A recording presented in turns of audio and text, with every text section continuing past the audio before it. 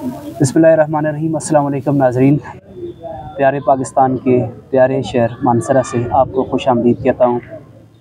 22 अप्रैल world अर्थ day यानी ज़मीन का आलमी दिन मनाया जाता है।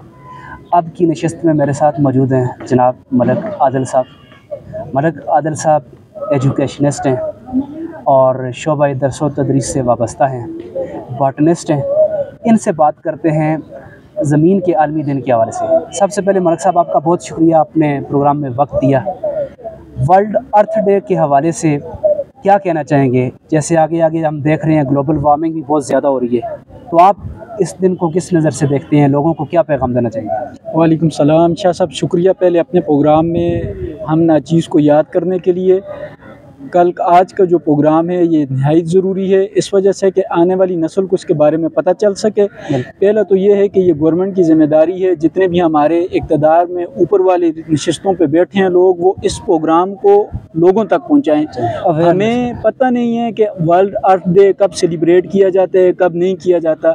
क्योंकि हम लोग बॉटनिस्ट हैं तो हमें बताया जाता है कि अर्थ डे 22 अप्रैल को हर साल मनाया जाता है।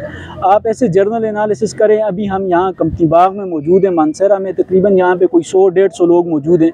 इनमें से किसी के पास चले जाएं, कुछ पढ़े लिखे चेहरे भी नज़र आ रहे हैं, किसी को ये नहीं पता होगा कि अर्थ डे कब है। अब जब इन लोगों को पता ही नहीं है अर्थ डे कब है, तो वो इस अर्थ की को क्या बचाएंगे?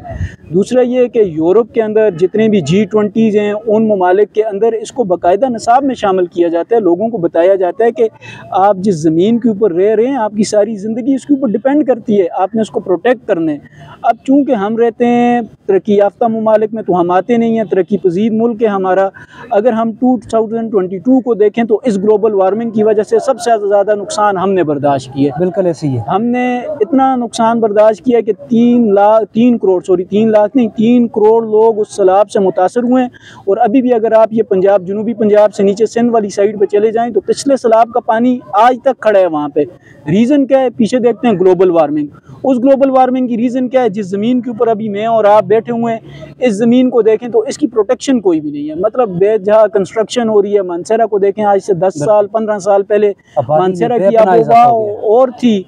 मानसरा में पंखों की ज़रूरत कम पड़ती थी। अब हम देखते हैं तो ये तो इसमत अल्लाह का करम है कि ये अप्रैल ख़त्म होने वाला है, लेकिन मौसम अच्छे ऐसे ही है। मलिक साहब, यहाँ पर मैं एक चीज़ ऐड करूँगा आपकी गुफ्तगू में। देखें, ज़मीन की हम लोगों ने कदर ना की, ज़मीन को इंसान ने ख़ुद तबाह बर्बाद कर दिया, ग्लोबल वार्मिंग हुई। ऐसे ही है। हम अपने इस शहर की अगर बात करें तो आप देखें मौसम बहार कितना अभी सिमट चुका है, पता ही नहीं चलता है कब बहार आई कब चली गई। 2 ही मौसम रह गए हैं, 4 मौसमों वाला तो कंसेप्ट ख़त्म हो गया ग्लोबल वार्मिंग की वजह से। या आप एक्सट्रीम लेवल की सर्दी बर्दाश्त करेंगे या आप गर्मी बर्दाश्त करेंगे। दरमियान वाला मौसम मुझे नहीं याद पड़ता कि पिछले 4-5 सालों में मुझे पता चला हो कि बहार कब आई कब गई, ख़ज़ां कब आया कब गया। आपके पंखे बंद होते हैं नवंबर में, दिसंबर में ठंड स्टार्ट हो जाती है। आपके पंखे चलते हैं मार्च में, बीच में बहार कहाँ पे गई हमें नहीं पता चलता। तो ये आने वाली नस्लों को हम क्या मैसेज दे रहे हैं? तो हमारा फ़र्ज़ बनता है, क्योंकि मैं तालीम के शोबे से मुंसलिक हूँ, आप हैं। इससे पहले जो डॉक्टर आसिफ साहब बोले, चौधरी आसिफ साहब के नाम से जो मानसरा में मशहूर हैं, वो एजुकेशनिस्ट हैं। उसके साथ हमारे जितने दोस्त अहबाब जो हमें सुन रहे हैं, ज़्यादातर हमारे दोस्त अहबाब, हमारा सर्कल जो है वो एजुकेशन से वाबस्ता है। हमारा काम बनता है कि हम इस्लाह करें। अब इस्लाह क्या करें? आप यहाँ, मैं आपको शर्तिया कहता हूँ कि यहाँ से चलें नीचे बाज़ार तक, या हमारे घरों तक चले जाएँ, रास्ते में हर गली में आपको कूड़ा करकट पड़ा हुआ नज़र आएगा। सर, ये हम ज़मीन को आलूदा कर रहे हैं। अब जब ज़मीन को आलूदा कर रहे हैं तो ये ज़मीन, फिर आप कुदरत को छेड़ेंगे तो कुदरत आपसे बदला लेगी। ये धरती है, ये माँ है, हम माँ का ख्याल नहीं करेंगे तो माँ बच्चों का ख्याल नहीं करेगी। बच्चों का ख्याल कैसे नहीं करेगी? आप इन चीज़ों को, गंदगी से इसको गंदा करेंगे तो ये वार्मिंग, ग्लोबल वार्मिंग करेगी। और ग्लोबल वार्मिंग का रिजल्ट क्या होगा? कल मैं न्यूज़ में सुन रहा था, नाराम में पूरे का पूरा ग्लेशियर आया, नाराम बंद। उधर आप सवात वाली साइड पे चले जाएं, इस साल भी उधर टूरिज्म नहीं हो सकती, क्योंकि अगेन उसी रास्ते से फ्लड आ रहे हैं। तो उसके बिहाइंड रीज़न क्या है जी? Global warming. हम गलतियों से कुछ भी नहीं सीखते। मेरी उन तमाम दोस्तों से गुजारिश है जो मेरी बात को सुन रहे हैं, आपके चैनल के तवस्सुत से मैं उनको ये मैसेज देना चाहता हूँ कि हम पूरे माशरे को ठीक नहीं कर सकते। हम में से कोई भी ईदी नहीं बन सकता। वो एक शख्स आया था, वो चला गया। हम इनफरादी तौर पे कोशिश कर सकते हैं, हम अपने घर को ठीक कर सकते हैं, घर के बाहर जो गली है उसको ठीक कर सकते हैं।